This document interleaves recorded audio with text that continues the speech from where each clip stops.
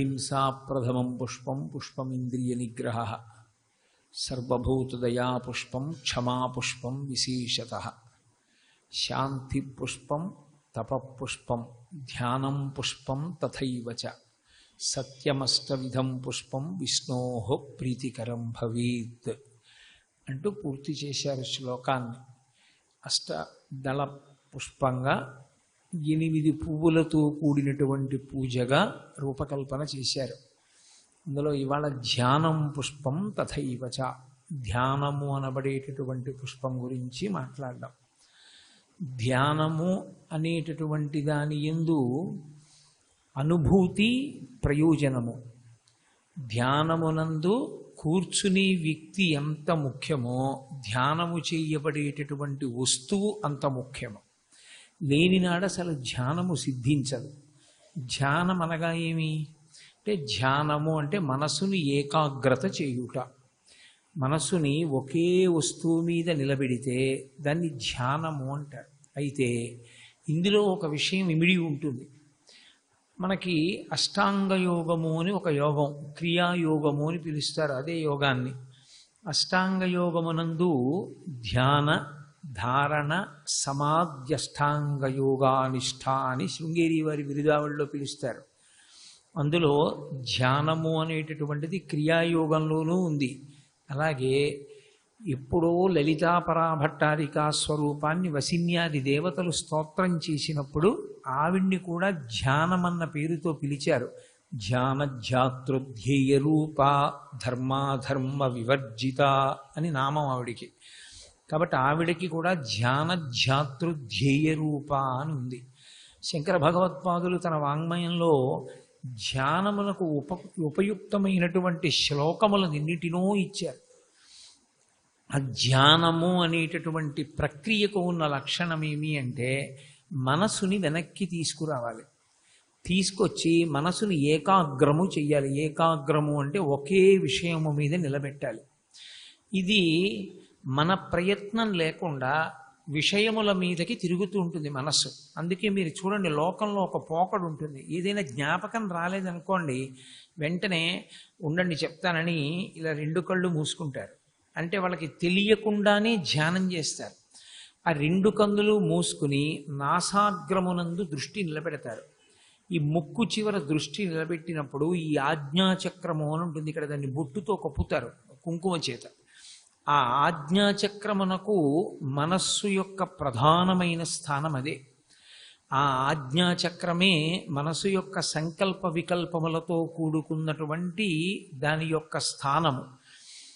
ఆ ఆజ్ఞాచక్రము సాధారణంగా ధ్యానమునకు అత్యంత ప్రధానమైనటువంటి స్థానముగా స్వీకరింపబడుతుంది. ఒకటి నాభీచక్రం మీదన్నా ధ్యానం చేస్తారు. చాలామంది నాసాగ్రమునందే ధ్యానం చేస్తారు. ధ్యానం చేసేటప్పుడు 3 వస్తువులు ఉంటాయి. 3 వస్తువులు అంటే నా ఉద్దేశ్యంలో అవేవో నిర్జీవమైనవి అని కాదు నా ప్రతిపాదన. 3 ఉంటాయి. 3 అంటే ధ్యానము చేయువాడు, ధ్యాత అంటారు. ధ్యేయము, ధ్యేయము అంటే ఏ వస్తువుని మనం ధ్యానం చేస్తున్నామో దాన్ని ధ్యేయము అంటారు. దాని గురించి మనం మనసుని ఏకాగ్రం చేయడాన్ని ధ్యానము అంటారు. ఇందులో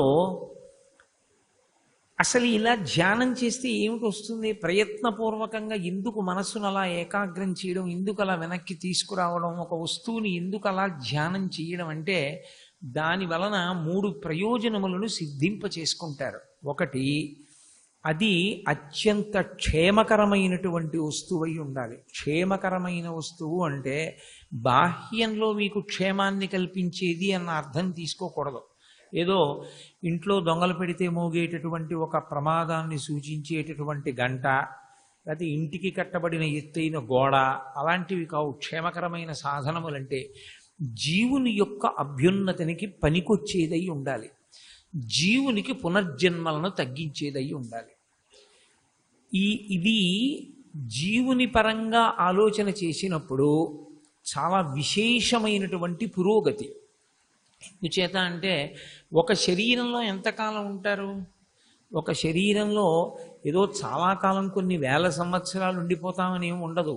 అథవా నిజానికి ఒక 100 సంవత్సరములు కలియుగంలో ఆయుర్దాయమని చెప్పబడినప్పటికీ 100 సంవత్సరములు శరీరమునందున్నా కూడా అందులో చాలా భాగము మనసుకి స్థిమితం ఉండదు. మనసుని నిలబెట్టగలిగిన స్థితి కానీ ఇతర విషయములను తెలుసుకోగలిగినటువంటి ప్రజ్ఞ కానీ మనసుకు ఉండదు. ఇప్పుడు ఒక 90 ఏళ్ళు వచ్చాయనుకోండి, చెరుపు మరుపు వచ్చిందండి ఆయనకి అంటారు. అంటే సరిగ్గా జ్ఞాపకం ఉండదు.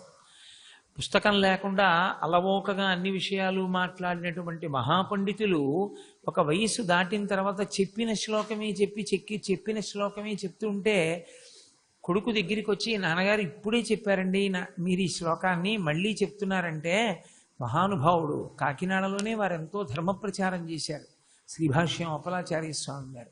ఒకనకొకప్పుడు విశాఖపట్నంలో వారు పెద్దవారు అయిపోయి ఒక సభలో మాట్లాడుతుంటే వాళ్ళ అబ్బాయి దగ్గరికి వచ్చి, నాన్నగారు మీరు ఇప్పుడు చెప్పిన శ్లోకం మళ్ళీ చెప్తున్నారంటే, నేను ఇప్పుడు చెప్పాంట మళ్ళీ చెప్తున్నాంట ఆ శ్లోకం అని వారు అన్నప్పుడు నిజంగా నాకు కన్నులమ్మట నీరాగలేదు. అంటే ఆ జ్ఞాపక శక్తి తగ్గిపోతుంది, అది నిలబడదు. నిలబడినప్పుడు మీరు ఇంకా ఏకాగ్రం చేయడం, సాధన చేయడం ఇవన్నీ సాధ్యములయ్యే విషయాలు కావు. అందుకే ధ్యానమునకు ప్రధానమైన అవసరం ఏది అంటే ఆరోగ్యవంతమైన శరీరం. అసలు శరీరారోగ్యము లేనప్పుడు ధ్యానము సిద్ధించదు, అది కుదిరే విషయం కాదు. అది ఎవరో మహాత్ములైనటువంటి వారు చాలా చిన్నతనం నుంచి ఆ ధ్యానానికి అలవాటు పడిన వాళ్ళైతే ఎలా కూర్చున్నా ధ్యానం లొంగుతుంది. లేకపోతే ఆరోగ్యవంతుడైన వాడికి మాత్రమే ధ్యానము సిద్ధిస్తుంది. అందుకని ఒకటి, జీవుని యొక్క జన్మ పరంపరలను తగ్గించగలిగినదై ఉండాలి. ఈ శరీరం విడిచిపెట్టేస్తే ఏ శరీరంలోకి ప్రవేశిస్తాము అన్న దాని గురించి అసలు ఎవరికీ నిర్ణయం లేదు, అందులో ఎవరికీ తెలియదు. ఒకసారి వదిలిపెట్టాడా అంతే, ఇంకా ఎన్ని జన్మలో వాటి వాటి ఆయుర్దాయములు ఎలా ఉంటాయన్నది మనం చెప్పలేం. ఓ కీటకం ఎంతసేపు ఉంటుంది, ఓ చేమ ఎంతసేపు ఉంటుంది, కానీ జనన మరణములు దుఃఖము మాత్రం అలాగే ఉంటాయి, షడూర్ములు. కాబట్టి ఇందులో ఉండగా మాత్రమే ఒక ప్రయత్నం చెయ్యగలం. ఏమిటా ప్రయత్నం అంటే జీవుడు మళ్ళీ శరీరములు పొందవలసినటువంటి అవసరాన్ని చాలా విశేషంగా తగ్గించవచ్చు. దేని చేత అంటే దేనిని పట్టుకుంటే మీరు తగ్గించగలరో దానిని పట్టుకోవడానికి ధ్యానం అని పేరు. లేకపోతే ఆ ధ్యానం అన్న మాట అష్టాంగ యోగంలోకి ఎందుకు ఎడుతుంది?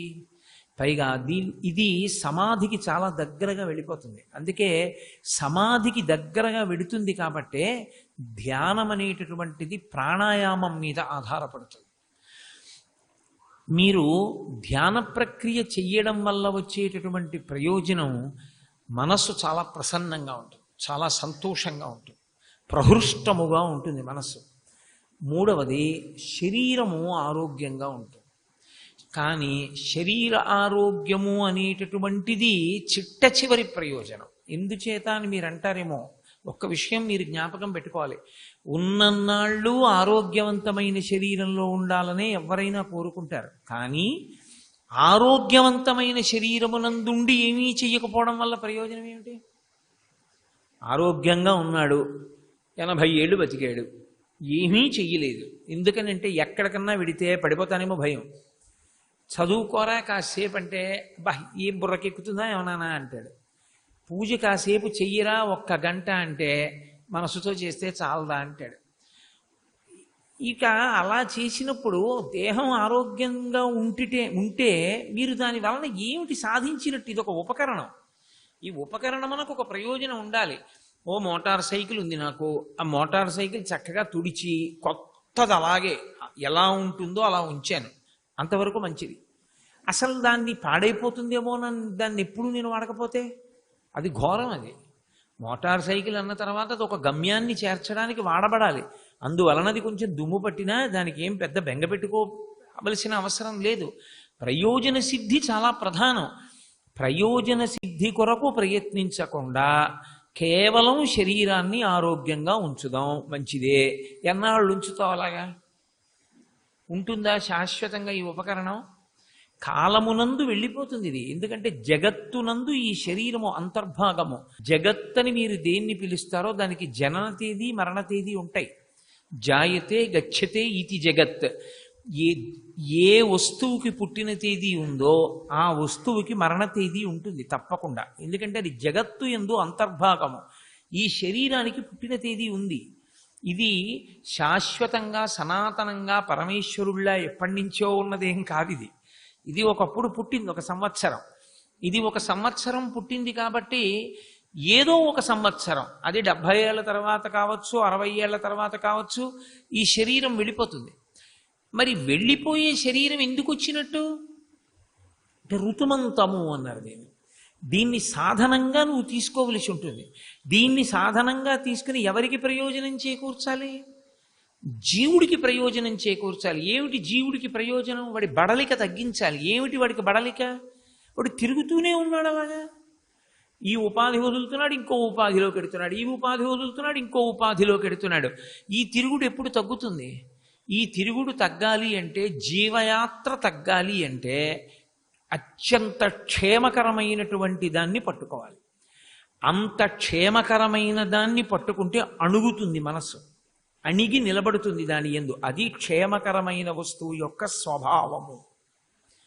మీరు అగ్నిహోత్రం ఉందనుకోండి, నేను చల్లగా ఉంటుంది అనుకున్నానండి, పాపం మా అబ్బాయికి ఏం తెలుసండి, పసిపిల్లాడు, వెళ్ళి అగ్నిహోత్రంలో చేయి పెడితే తెలియని వాడిని కూడా కాల్చేయడమే అంటే అది స్వభావం, దాన్ని కాలుస్తుంది.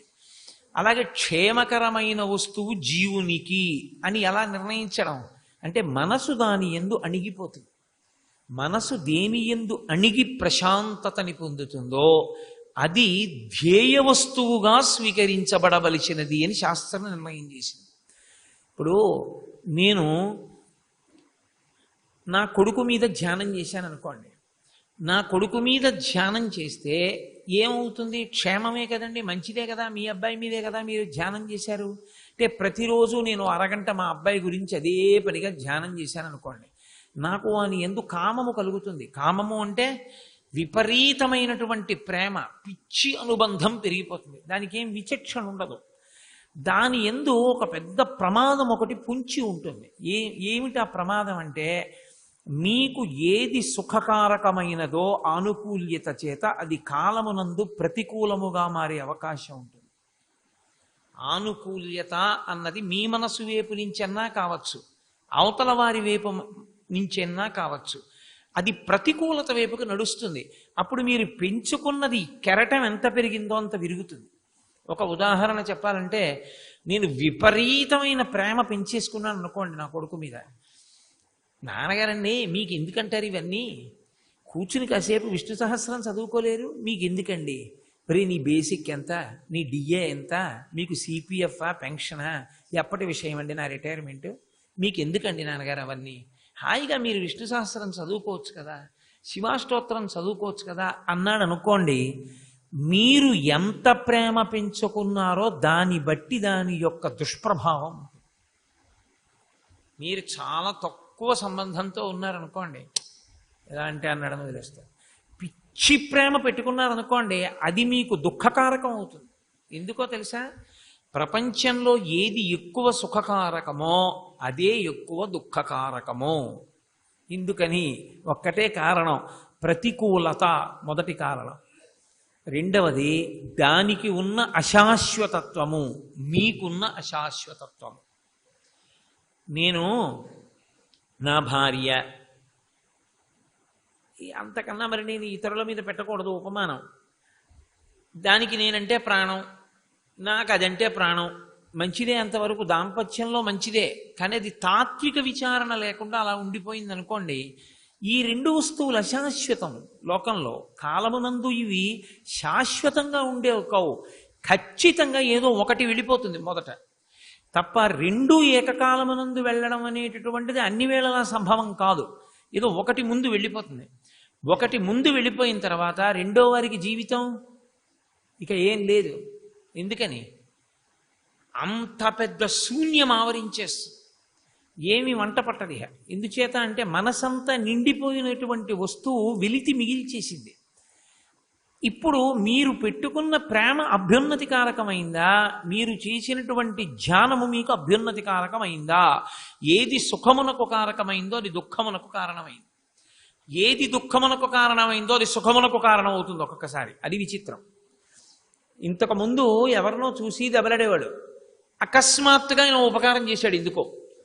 ఇప్పుడు ఏమో అనుకున్నాను కానండి, మహానుభావుడు ఎంత ఉపకారం చేశాడండి, కడుపులో ఏం పెట్టుకోలేదు అని ఇప్పుడు పొంగిపోయి వాళ్ళ ఇంటికి వెళ్ళి కనపడొస్తుంటాడు. దుఃఖ కారణము సుఖ కారణము, సుఖ కారణము దుఃఖ కారణం. అందుకే వేదాంతంలో ఒకటే ఉపమానం చెప్తూ ఉంటారు. బాలసూర్యుడు అని ఉంటాడు, సూర్యబింబం ఉదయిస్తూ ఉంటుంది.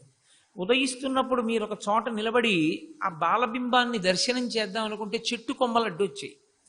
అరే చెట్టు కొమ్మలు అడ్డొచ్చాయి, ఆ బాలబింబాన్ని చూద్దును, అదొక్కటే నేను కంటితో చూడగలను తదేకంగా, ఆ కొమ్మలు అడ్డొచ్చాయే అనుకున్నాడు. గాలి వేసింది, కొమ్మ ఇలా తొలగింది. ఇప్పుడు బాలబింబం కనపడింది, అమ్మయ్యా ఈ కొమ్మ తప్పుకుందన్నాడు. కొమ్మ ఇంతకుముందు మీ దుఃఖానికి కారణం, గాలేసి తప్పుకుంది సుఖానికి కారణం. ఒక్క క్షణం ఆగి మళ్ళీ అడ్డొస్తుంది, మళ్ళీ దుఃఖానికి కారణం. ఎందుకని? అదే అనుకూల్యత, అదే ప్రతికూలత. కాబట్టి జగత్తునందు నీవు క్షేమమని నిర్ణయించుకోవడం క్షేమం కాదు.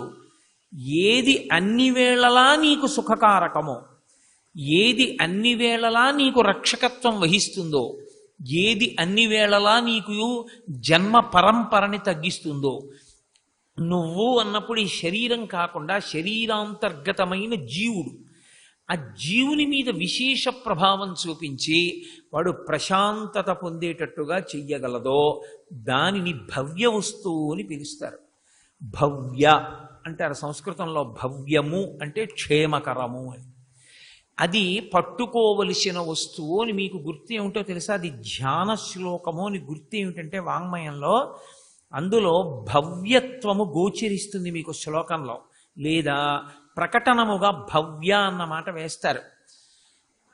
వాంగ్మయంలో చాలా పెద్ద స్థాయిలో ఉన్న మహాపురుషుల యొక్క రచనల యందు ఆ మాట ప్రయత్నపూర్వకంగా పడుతుంది. పడితే నీవు ఈ శ్లోకాన్ని ఆధారం చేసుకుని ధ్యానం చెయ్యొచ్చు అని గుర్తు. కాబట్టి ఇప్పుడు ధ్యానము చేసేటప్పుడు ఏమవుతుంది అంటే ముందు మూడుగా కూర్చుని ఉంటాడు.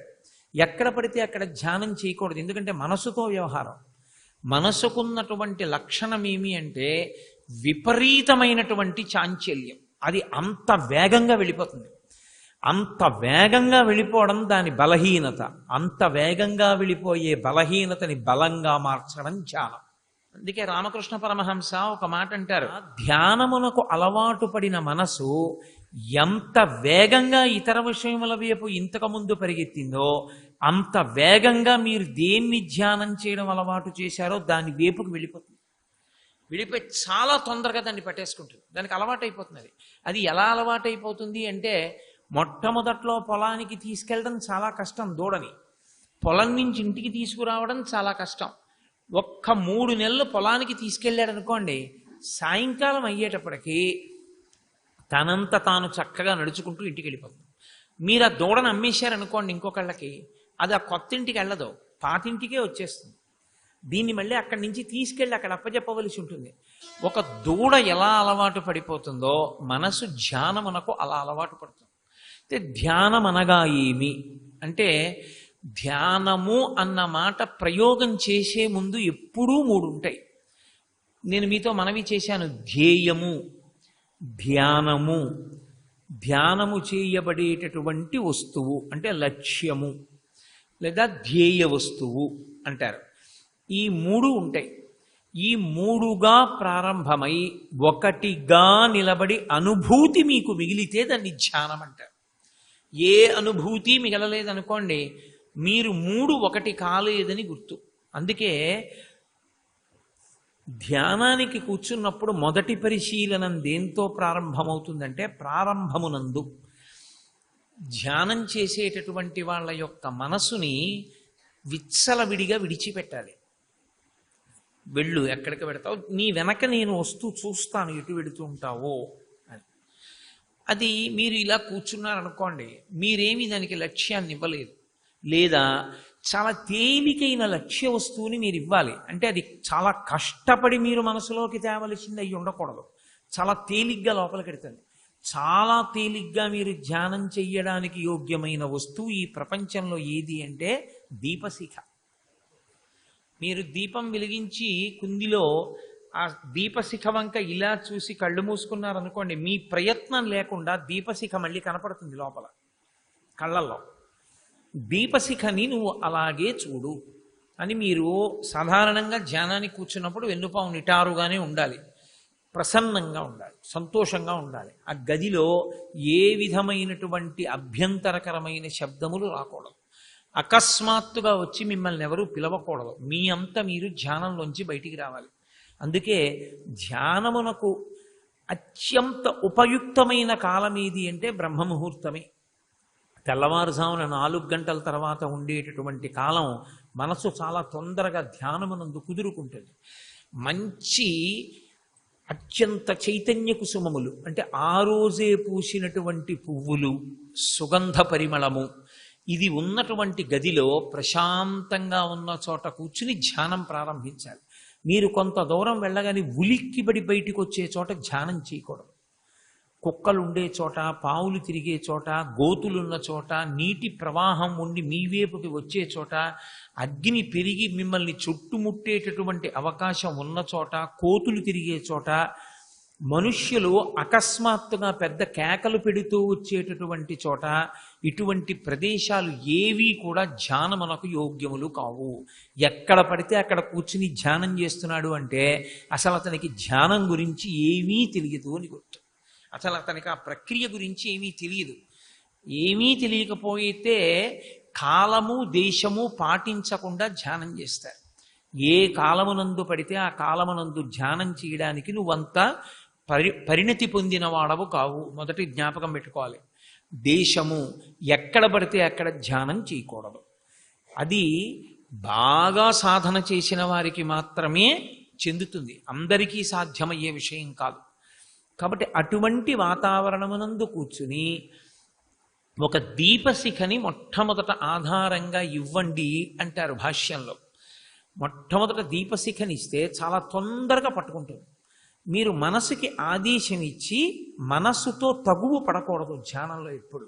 ఇది మీరు ప్రధానంగా పట్టుకోవలసిన నియమం. ఎందుకంటే మీరు మీ మనసుని పరిశీలనం చేయడంలో బడలిపోతే మీరు ఇక రెండో రోజు ధ్యానానికి కూర్చోలేరు. ఎందుకంటే మొదట మీరు ఒక విషయాన్ని అంగీకరించాలి. కొన్ని కోట్ల జన్మలుగా అది చెప్పింది మీరు వినడమే తప్ప మనసుని నువ్వేం చెప్తున్నామని కానీ అది ఏం చేస్తుంటుంది కానీ మీరు పరిశీలించలేదు. మీరు మొట్టమొదటిసారి దాన్ని పరిశీలించడం మొదలు పెడుతున్నారు. పరిశీలించడం మొదలుపెట్టినప్పుడు మీరు చెప్పగానే అది వచ్చి కూర్చుని మీరు చెప్పినట్లు చెయ్యదు. దానికి అలా వెళ్ళిపోవడమే దాని యొక్క స్వభావం. ఇప్పుడు దాన్నే మీరు బలంగా మార్చాలి అంటే దానికి ఆలంబనం ఇవ్వాలి. చూడండి, పసిపిల్లాడు ప్రమాదకరమైన వస్తువుల వైపుకి వెళ్ళిపోతాడు, స్విచ్ బోర్డులో వేళ్ళెడతాడు, కత్తిపీట అట్టుకొస్తాడు. అటువంటప్పుడు తల్లి ఒక పని చేస్తుంది, ఏవో 2 వంకాయలు తీసుకొచ్చి వాడికి ఇస్తుంది. ఏం ప్రమాదం ఉండదు, కాసేపు ఆడుకుని వాడికి తెలుస్తుంది అమ్మ ఏమార్చింది అని. ఆ వంకాయలు వదిలి మళ్ళీ అల్లరి చేస్తాడు. అమ్మ మళ్ళీ ఇంకో ప్రమాదరహితమైనటువంటి వస్తువు, నాన్నగారు ప్రయాణం చేసి వచ్చి 2 టికెట్లు ఇస్తుంది. ఆ 2 టికెట్లు పెట్టి ఆడుకుంటాడు, ఏదో చింపేస్తాడు, అయిపోతుంది. ఆ తర్వాత మళ్ళీ ఏడుస్తాడు. మళ్ళీ అమ్మ వాడికి ఓ పెద్ద సీసా ఒకటి ఇస్తుంది, గాజు సీసా కాదు, ఓ ప్లాస్టిక్ సీసా. దాంతో కాసేపు ఆడుకుంటాడు, మళ్ళీ ఏడుస్తాడు, కాసిన పాలిస్తుంది, పడుకుంటాడు. ప్రమాదరహితమైన వస్తువుల వైపుకి మళ్ళిస్తుంటుంది అమ్మ. మనసుని కూడా అంత జాగ్రత్తగా మళ్ళించాలి. మీరు దానికి ఒక దీపశిఖని ఆధారంగా ఇచ్చి మీరు దాన్ని పరిశీలనం చెయ్యాలి. అది ఏం చేస్తోంది అని మీరు చూస్తే దీపశిఖని చూడు అని కదా మీరు అన్నారు. అది దీపశిఖనే చూసిందనుకోండి, అలాగే జాజ్వల్యమానమైన దీపశిఖ కనపడుతుంది. కానీ అది ఉత్తర క్షణంలో వదిలిపెట్టి అది ఎటువైపుకు వెడుతుంది అంటే నేను చెప్పలేను. అది మీ జీవన విధానాన్ని బట్టి, మీరు ఎన్ని ఒత్తిళ్లలో ఉంటూ ఉంటారన్న దాన్ని బట్టి, మీరు ఎక్కువగా కాలాన్ని దేంట్లో గడుపుతూ ఉంటారన్న దాన్ని బట్టి వెడుతుంది. ఎందుకంటే దానికి ఇంతకుముందు అలవాటు, దాన్ని మీరు ఆలంబనంగా ఇచ్చారు. అది నేను మీతో మనవి చేసే దానికి రుచి వాసన ఉంటాయని, అది ఆ వాసనని ఆధారం చేసుకుని మళ్ళీ వెడుతుంది. దానికి ఏదో జ్ఞాపకం వస్తుంది. మీరు ఇంతకు పూర్వమంతా దానికి ఎప్పుడూ పనున్నా లేకపోయినా ఆఫీసులోనే కూర్చుంటారు కొంతమంది, అదో సంతోషం వాళ్ళకి. ఇంకా వెళ్ళిపో అన్నంత పరిస్థితి వస్తే అప్పుడు వెళ్తారు. నేను కొంతమందిని చూస్తూ ఉంటాను, తెల్లవారి నిద్రలేస్తూనే స్నేహితులతో చేస్తారు కాసేపు వ్యాయామం, ఉదయం పూట నడవడమో స్నేహితులతో చేస్తారు. ఆ తర్వాత కాఫీకి కూడా వాడు ఇంటికి రాడు, వీళ్ళ ముగ్గురో నలుగురో కలిసి ఎక్కడికో పెడతారు, వెళ్ళి కాస్త కాఫీ తాగుతారు. తాగి ఓ పేపర్ తెచ్చుకుని కూర్చుని నలుగురు కాసేపు చర్చిస్తారు. పూటకోళ్ళ వాళ్ళల్లా వాడింట్లో వీడు, వీడింట్లో వాడు అక్కడే పలహారాలు చేస్తారు.